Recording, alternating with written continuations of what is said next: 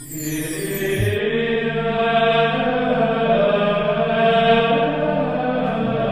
el nombre del Padre, del Hijo y del Espíritu Santo, el Señor esté con vosotros. Bienvenidos a celebrar la Santa Misa. Hoy vamos a tener presente en nuestras intenciones dos cosas, sobre todo, por un lado, la Jornada Mundial de la Juventud, rezando por el éxito de la jornada, por el Santo Padre. Por otro lado, vamos a tener muy presente la situación en Venezuela, que algunos de los que están aquí son venezolanos que se han visto obligados a huir de su país. Vamos a rezar para que termine cuanto antes esa dictadura. Comenzamos dando gracias y pidiendo perdón por nuestros pecados. Tú que has venido a sanar los corazones afligidos, Señor, ten piedad. Tú que no quieres la muerte del pecador, sino que se arrepienta y viva, Cristo, ten piedad. Tú que eres la esperanza de todos los que sufren, Señor, ten piedad. Gloria a Dios en el cielo y en la tierra paz a los hombres que ama el Señor. Por tu inmensa gloria te alabamos, te bendecimos, te adoramos, te glorificamos. Te damos gracias, Señor Dios Rey Celestial, Dios Padre Todopoderoso, Señor Hijo Único Jesucristo, Señor Dios, Cordero de Dios, Hijo del Padre. Tú que quitas el pecado del mundo, ten piedad de nosotros. Tú que quitas el pecado del mundo, atiende nuestras súplicas. Tú que estás sentado a la derecha del Padre, ten piedad de nosotros. Porque solo tú eres santo, solo tú, Señor, solo tú, Altísimo Jesucristo, con el Espíritu Santo, en la gloria de Dios Padre. Amén. Oremos. Dios Todopoderoso y Eterno, ayúdanos a llevar una vida según tu voluntad, para que podamos dar en abundancia frutos de buenas obras en nombre de tu Hijo predilecto, que vive y reina por los siglos de los siglos.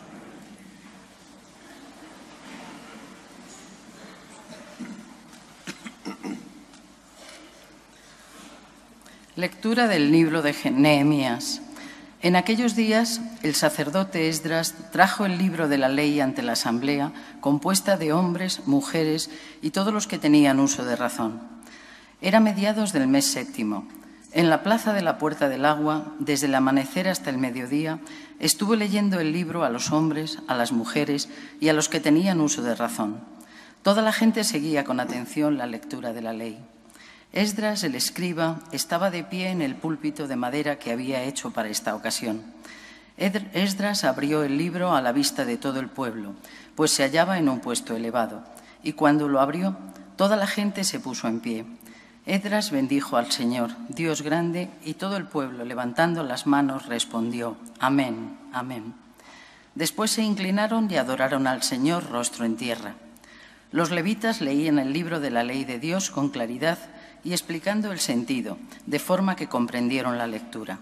Nehemías, el gobernador, Esdras, el sacerdote y el escriba, y los levitas que enseñaban al pueblo, decían al pueblo entero: Hoy es un día consagrado a nuestro Dios. No hagáis duelo ni lloréis, porque el pueblo entero lloraba al escuchar las palabras de la ley, y añadieron: Andad, comed vuestras tajadas, bebed vino dulce y enviad porciones a quien no tiene, pues es un día consagrado a nuestro Dios. No estéis tristes, pues el gozo en el Señor es vuestra fortaleza. Palabra de Dios. Tus palabras, Señor, son espíritu y vida. Tus palabras, Señor, son espíritu y vida. La ley del Señor es perfecta y es descanso del alma. El precepto del Señor es fiel e instruye al ignorante.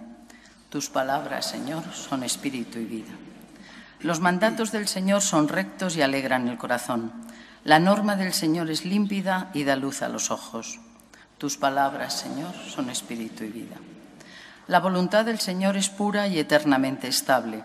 Los mandamientos del Señor son verdaderos y enteramente justos. Tus palabras, Señor, son espíritu y vida. Que te agraden las palabras de mi boca y llegue a tu presencia el meditar de mi corazón. Señor, roca mía, redentor mío. Tus palabras, Señor, son espíritu y vida.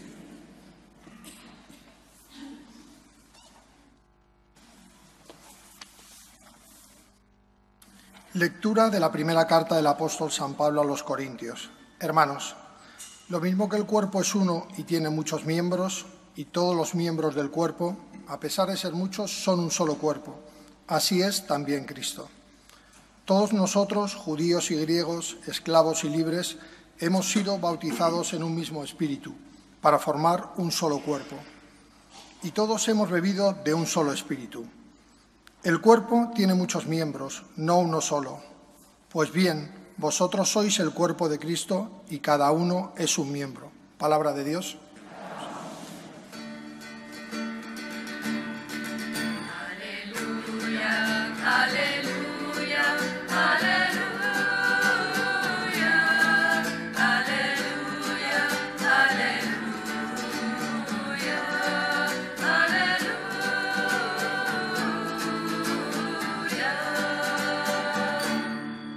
El Señor esté con vosotros.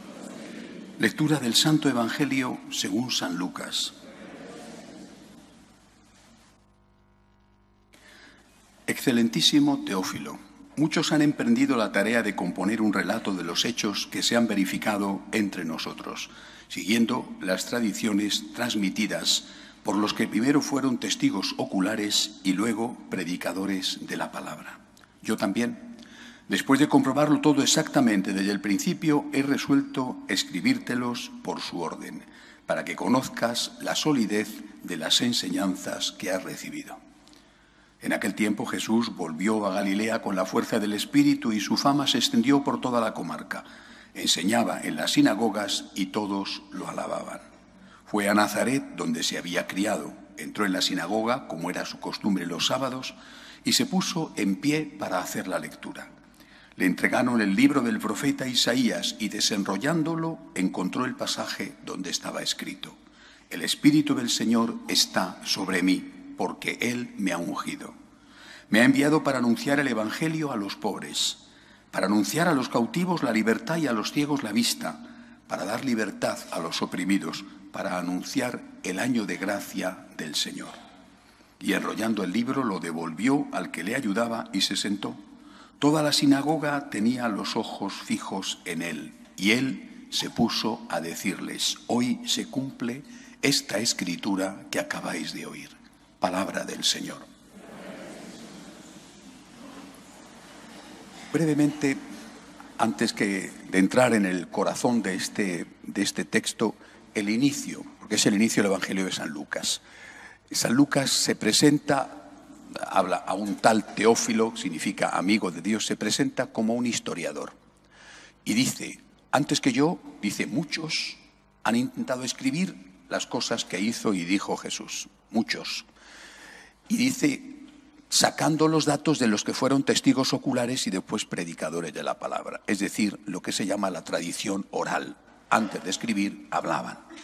Pero yo, dice, después de investigarlo todo detenidamente y con cuidado, he decidido ponerlo por escrito. Creo que esto, simplemente esta introducción, daría para la homilía de hoy, pero al menos que nos sirva para estar seguros de que lo que viene en el Evangelio no es un invento, una superchería, sino que es algo que ellos, porque se jugaban la vida al transmitirlo, y desde luego San Lucas, han investigado seriamente y podemos fiarnos de lo que nos cuentan. De eso que nos cuentan aparece hoy este inicio, es el capítulo 1, versículo 1 de San Lucas, y después el fragmento que hoy la Iglesia elige pasa directamente al capítulo 4. En medio viene todo el relato de la vida privada de Jesús, por ejemplo, la anunciación del ángel a María, el nacimiento en Belén, etc. Y la Iglesia selecciona a partir del capítulo 4 estos versículos que he leído. La presentación de Jesús en su pueblo, en Nazaret, ya un adulto que va, después de haber predicado y haber hecho milagros, vuelve a su pueblo, vuelve a su tierra y entra en la sinagoga. ¿Vale? Y ahí Jesús cita un texto de Isaías, ahí Jesús se presenta como el que ha venido a dar respuesta al sufrimiento de los hombres. 2 veces en ese texto aparece la palabra libertad. He venido a liberar a los cautivos, he venido a dar a los que sufren la libertad. 2 veces aparece la palabra libertad y aparece evidentemente, manifiestamente, el concepto de ayudar a la gente que sufre. He venido a predicar a los pobres la buena noticia, a dar la vista a los que no ven, a consolar a los que lloran. De este texto hay 2 interpretaciones que desde mi punto de vista son las 2 equivocadas. y son equivocadas por incompletas, pero es que muchas veces no hay peor mentira que una media verdad. Una primera interpretación es la de considerar que Jesús es un libertador social, es un político o un ideólogo o un revolucionario que lo que viene es acabar con la injusticia en el mundo. Con la injusticia y con algo más que la injusticia, es decir, viene a curar las enfermedades de la gente, que ya no muera nadie, que ya no enferme nadie y que por supuesto que ya nadie pase hambre. Bien. Esta interpretación de Jesucristo, es decir, esta presentación del Señor como una persona que viene a solucionar los problemas de los hombres en esta tierra, es una interpretación, repito, correcta, pero a la vez falsa, porque es incompleta. Jesucristo no es un revolucionario social, como algunos todavía hoy lo siguen presentando, en general y en algunos países de forma especial. Jesucristo no es un político, ni un revolucionario, ni alguien que, por supuesto, de ningún modo apruebe la violencia para cambiar las cosas. No es un teólogo de la liberación en el sentido revolucionario y marxista del término. La otra interpretación equivocada es la del que presenta a Jesucristo como un ácrata, el predicador de una cierta acracia moral. No hay leyes, las leyes son malas, las normas son malas, haz lo que quieras porque la ley de Jesucristo es la ley del amor, y amor significa darle gusto a tu cuerpo y de hacer aquello que te apetece.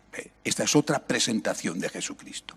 Esta presentación, si la primera, Jesucristo, un revolucionario social, Jesucristo, uno que ha venido a cambiar la situación de la sociedad, a acabar con la injusticia, etc. Si la primera ha tenido una gran difusión, repito, en determinados países, especialmente debido a la influencia comunista, ha sido el marxismo el que se ha apoderado de esta imagen de Jesucristo, presentándole como un revolucionario social. ¿Cuántas veces hemos tenido que soportar escuchar de Jesús decir que fue el primer comunista? Yo creo que los que dicen esto prefiero pensar que son ignorantes, porque, entre otras cosas, el marxismo es ateo. Vamos, decir que Jesucristo fue el primer comunista es empezar a decir que Jesucristo no creía en Dios. Es decir, es que hay, como decía aquel torero, hay gente pató. Pero esta visión marxista se ha introducido en la Iglesia y ha sido la que ha presentado a Jesucristo como un revolucionario social. Mientras que la otra visión ha venido fomentada no por el marxismo, sino por el hedonismo. Es decir, ya desde hace muchísimo tiempo empecé a darme cuenta de que la gente de mi generación, cuanto más mayor, más, vive, es decir, quizá algunos de vosotros también, vive en su mayoría adorando algo que ha perdido. No digo añorando, sino adorando algo que ha perdido. ¿Qué es lo que perdemos? La juventud. Nuestra sociedad es una sociedad tan inmadura que envidia aquello que ya no tiene el tiempo. Y esto le pasa porque no tiene fe en la eternidad. Es decir, el joven se ha convertido en un modelo. Pero no en un modelo de los jóvenes o de los adolescentes. Se ha convertido en un modelo de los mayores. Los mayores, hablo en general, ¿visten como los jóvenes? ¿Cuántas personas mayores ves? Hombres y mujeres. Dice, pero oiga, que no tiene usted edad, ¿no? Pero es que está añorando el tiempo perdido. Ahí entra, por ejemplo, el capítulo de las cirugías estéticas. Acepta que tienes arrugas, que no pasa nada. Y no pasa nada. Acepta que ya no tienes la figura de los 20 o 25 años. No pasa nada. Acepta la enfermedad, la ancianidad y la muerte. No pasa nada. Pues no. Estoy en contra del tiempo. Tengo que evitar que el tiempo me afecte. Adoro a la juventud. La juventud se ha convertido, la juventud en cuanto a edad y la juventud en cuanto a personas, se ha convertido en el referente. Queremos ser jóvenes, queremos seguir siendo jóvenes. No aceptamos el paso del tiempo. Y una de las características de la juventud de todas las épocas, siempre, ha sido precisamente la lucha contra sus instintos. Porque son siempre fuertes, pero momentos en la vida en que son mucho más poderosos. Pienso, por ejemplo, la época de la adolescencia. Es que hoy ya no se imita ni se envidia ni siquiera a los jóvenes, sino que se invita y se envidia a los adolescentes. Y la palabra adolescente significa inmaduro, le falta algo, adolece de algo. Una sociedad que envidia al adolescente, que quiere ser cada vez más adolescente, es una sociedad que desprecia, que rechaza las normas morales. Porque las normas morales son experimentadas por el adolescente. No digo que tenga culpa en esto, digo que es una cuestión de hormonas y de edad. Son experimentadas las normas morales como algo que te oprime, como algo de lo que tienes que liberarte. Por eso el rechazo a sus padres, por eso el enfrentamiento continuo en su casa, porque sus padres le están diciendo tienes que hacer esto y él dice yo no quiero hacerlo. ¿Por qué? Porque me lo mandas tú. Dime lo que sea que yo me voy a oponer, sea lo que me digas. Una sociedad que se convierte en una sociedad adolescente o juvenil en la moda y en lo más profundo que es los criterios de pensamiento, es decir, las normas morales, es una sociedad absurda, donde la gente no ve el paso del tiempo como acumulación de experiencia y como algo positivo, sino ve el paso del tiempo como una desgracia que no te trae nada nuevo. El adolescente y el joven está siendo enormemente perjudicado por esto, porque el adolescente y el joven necesita un valor, una referencia, un modelo a imitar, y descubre que aquellos que podrían ser sus modelos de imitación quieren imitarle a él.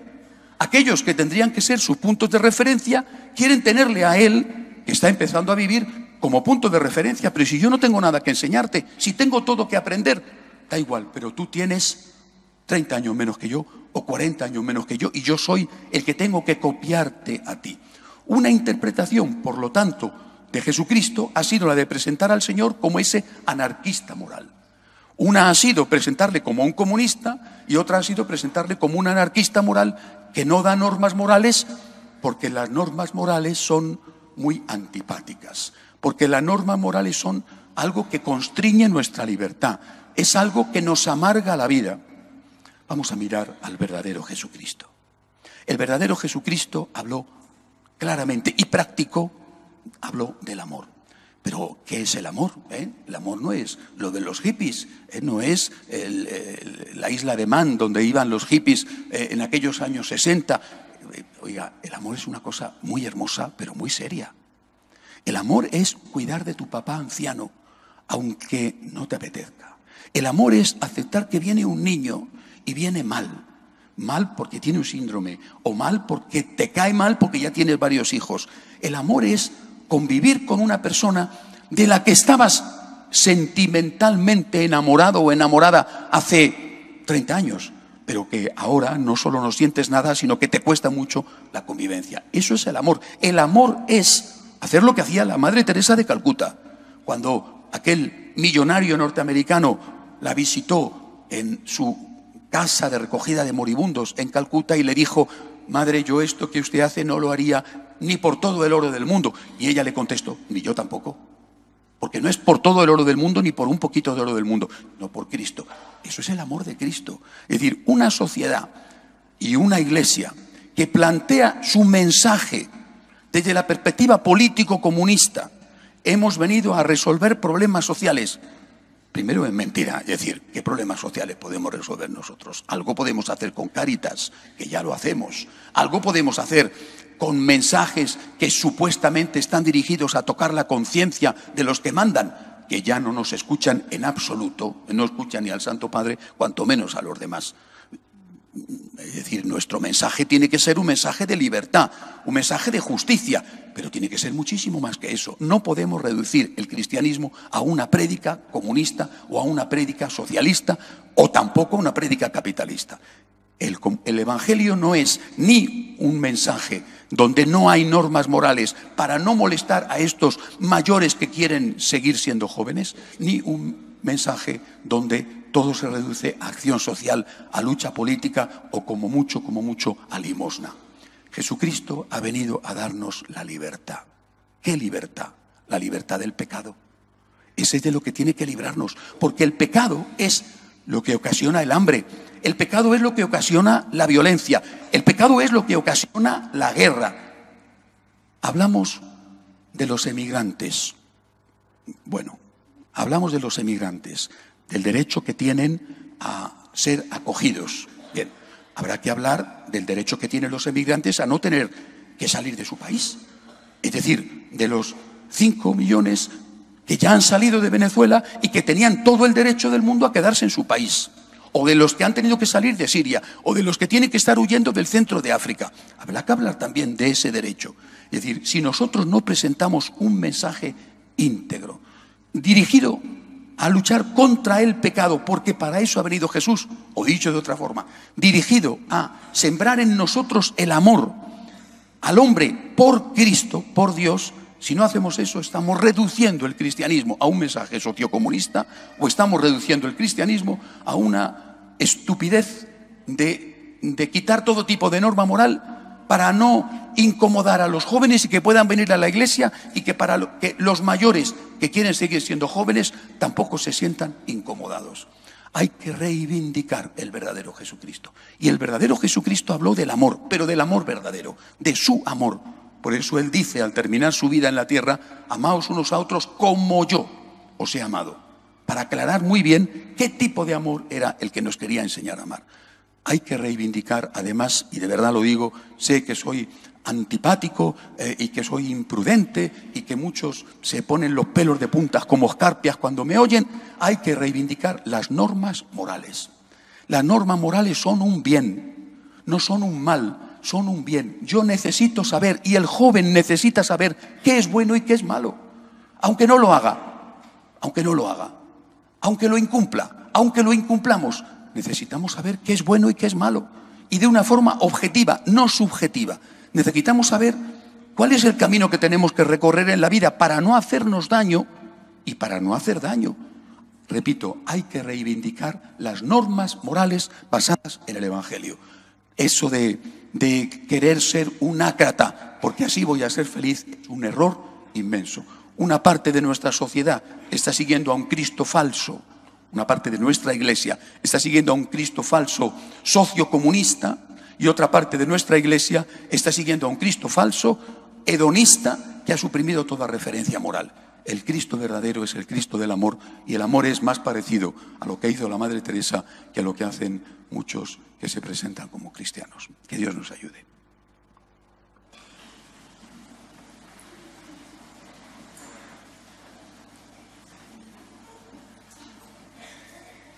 Creo en un solo Dios, Padre Todopoderoso, Creador del cielo y de la tierra, de todo lo visible y lo invisible. Creo en un solo Señor Jesucristo, Hijo único de Dios, nacido del Padre antes de todos los siglos, Dios de Dios, luz de luz, Dios verdadero de Dios verdadero, engendrado, no creado, de la misma naturaleza del Padre, por quien todo fue hecho, que por nosotros los hombres y por nuestra salvación bajó del cielo, por obra del Espíritu Santo, no de María la Virgen, y se hizo hombre, y por nuestra causa fue crucificado en tiempos de Poncio Pilato, padeció y fue sepultado, resucitó al tercer día según las Escrituras, y subió al cielo, y está sentado a la derecha del Padre, y de nuevo vendrá con gloria para juzgar a vivos y muertos, y su reino no tendrá fin. Creo en el Espíritu Santo, Señor y dador de vida, que procede del Padre y del Hijo, que con el Padre y el Hijo recibe una misma adoración y gloria, y que habló por los profetas. Creo en la Iglesia, que es una, santa, católica y apostólica. Confieso que hay un solo bautismo para el perdón de los pecados. Espero la resurrección de los muertos y la vida del mundo futuro. Amén.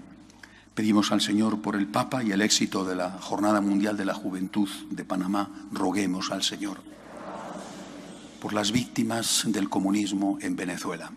Millones de personas, un pueblo que se muere literalmente de hambre.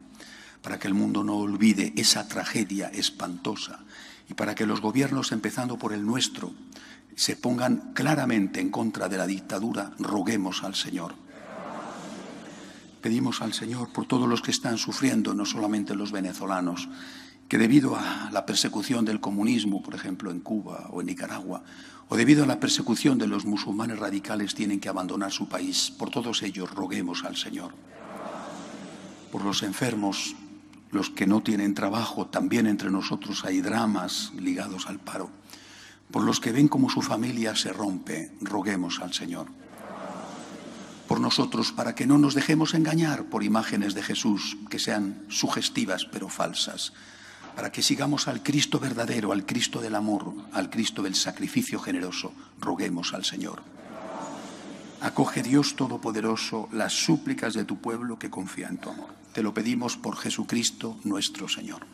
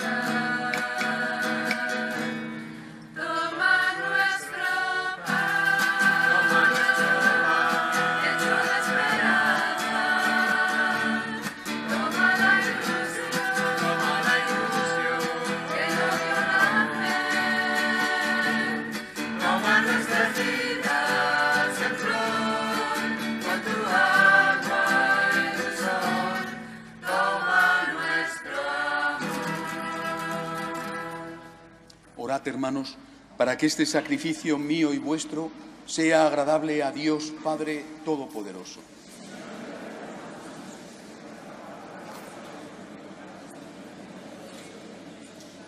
Señor, recibe con bondad nuestros dones y al santificarlos, haz que sean para nosotros dones de salvación. Por Jesucristo nuestro Señor. El Señor esté con vosotros. Levantemos el corazón. Demos gracias al Señor nuestro Dios. En verdad es justo y necesario. Es nuestro deber y salvación darte gracias siempre y en todo lugar, Señor Padre Santo, Dios Todopoderoso y Eterno.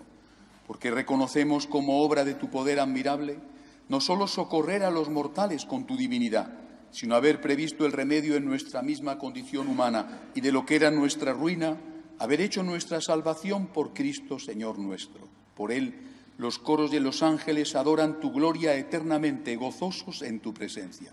Permítenos asociarnos a sus voces, cantando con ellos tu alabanza. Santo, santo, santo es el Señor, Dios del universo. Llenos están el cielo y la tierra de tu gloria. Hosanna en el cielo. Bendito el que viene en nombre del Señor. Hosanna en el cielo. Santo eres en verdad, Señor, fuente de toda santidad. Por eso te pedimos que santifiques estos dones con la efusión de tu Espíritu, de manera que sean para nosotros cuerpo y sangre de Jesucristo nuestro Señor, el cual, cuando iba a ser entregado a su pasión voluntariamente aceptada, tomó pan. Dándote gracias, lo partió y lo dio a sus discípulos, diciendo: Tomad y comed todos de él, porque esto es mi cuerpo, que será entregado por vosotros.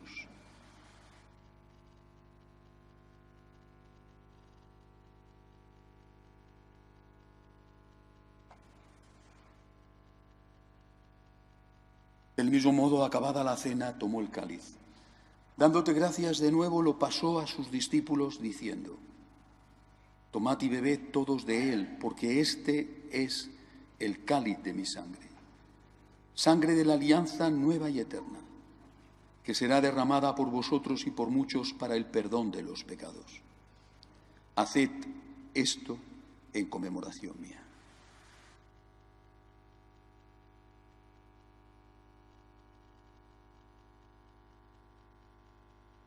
Este es el sacramento de nuestra fe. Así pues, Padre, al celebrar ahora el memorial de la muerte y resurrección de tu Hijo, te ofrecemos el pan de vida y el cáliz de salvación y te damos gracias porque nos haces dignos de servirte en tu presencia. Te pedimos humildemente que el Espíritu Santo congregue en la unidad a cuantos participamos del cuerpo y sangre de Cristo. Acuérdate, Señor, de tu Iglesia extendida por toda la tierra, y con el Papa Francisco, con nuestro obispo Carlos y todos los pastores que cuidan de tu pueblo, llévala a su perfección por la caridad.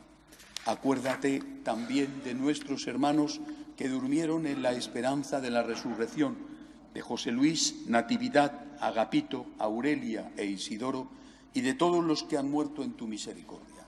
Admítelos a contemplar la luz de tu rostro. Ten misericordia de todos nosotros, y así con María, la Virgen Madre de Dios, su esposo San José, los apóstoles, cuantos vivieron en tu amistad a través de los tiempos, merezcamos por tu Hijo Jesucristo compartir la vida eterna y cantar tus alabanzas.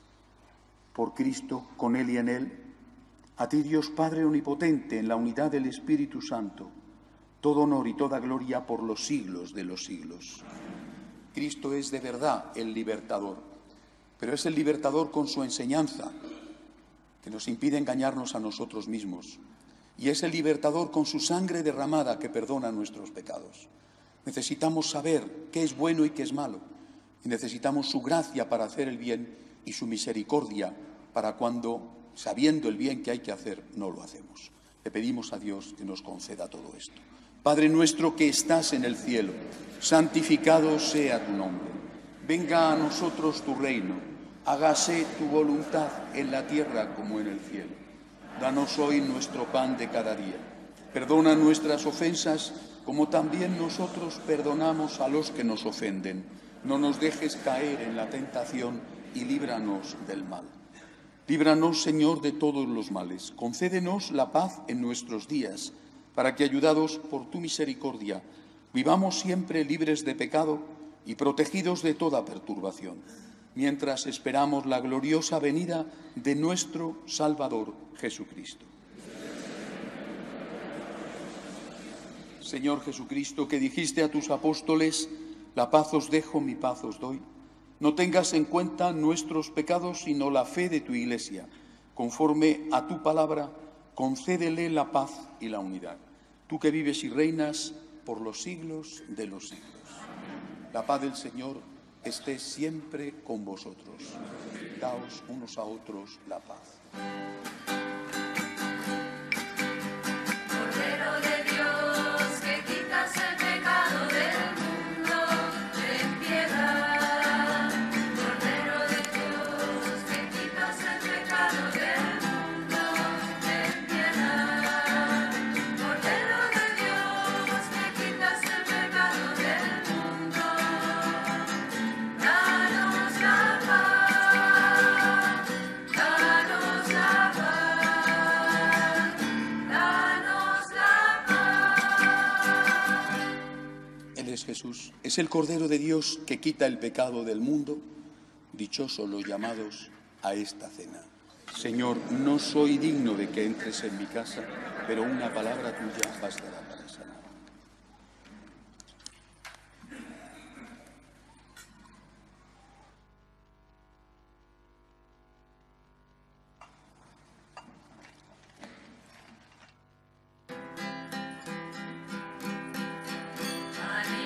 Adivinoso tu rostro, hoy volvemos a tocar tu mirada que curaba, de nuevo nos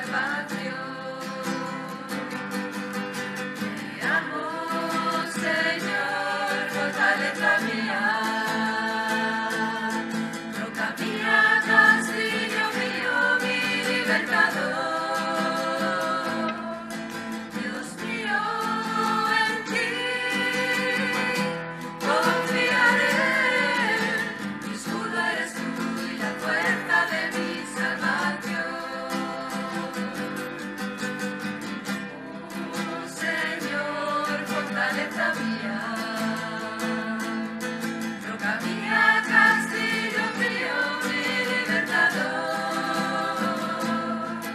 Dios mío, en ti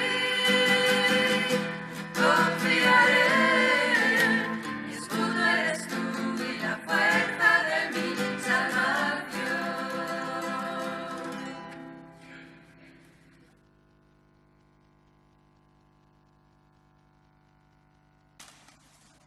Oremos. Dios Todopoderoso, te pedimos que cuantos hemos recibido tu gracia vivificadora nos alegremos siempre de este don admirable que nos haces. Por Jesucristo nuestro Señor. Amén. Esta tarde, a las 6 de la tarde, pero entrando por la puerta de las oficinas, podrán entrar los jóvenes, a las 6 tendrán en la capilla la misa con jóvenes que tenemos una vez al mes. Lo digo por si alguno tiene hijos o nietos que son jóvenes, no que se sientan jóvenes, porque aquí jóvenes nos sentimos todos, pero muchos ya no lo somos. Una vez al mes tenemos misa con jóvenes para que ellos se conozcan e ir animando el movimiento juvenil de la parroquia. Como todos los años, en mayo, en el Puente de Mayo, tenemos una peregrinación. Este año vamos a ir a Sicilia y allí visitaremos el santuario de la Virgen de las Lágrimas, que está en Siracusa. Aquellos que estéis interesados y que queráis ver el programa, afuera Susana os lo facilita. Y por último, el próximo sábado, es primer sábado de mes, y a las 7 de la tarde, en el salón de conferencias, el Padre Santiago nos dará la charla de espiritualidad. Muchas gracias. El Señor esté con vosotros. La bendición de Dios Todopoderoso, Padre, Hijo y Espíritu Santo, descienda sobre vosotros. Podéis ir en paz. Nos despedimos pidiéndole a la Virgen que cuide de nuestra patria y que cuide de nuestras familias. Salve Regina, Mater